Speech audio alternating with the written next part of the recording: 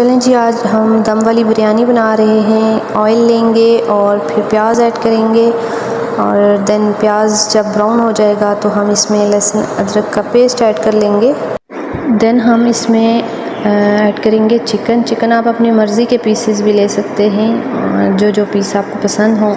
और 2 से 3 मिनट के बाद हमने इसमें एक टमाटो पेस्ट ऐड किया है और फिर हमने बिरयानी मसाला ऐड किया है और फिर अच्छी तरह मिक्स करके हम इसको कवर करके 10 मिनट्स के लिए रखेंगे और फिर इसमें हम ऐड करेंगे 1 कप योगर्ट। 2 से 3 मिनट के लिए इसे अच्छी तरह से कुक करेंगे। ये लें जी, मसाला बिल्कुल तैयार है।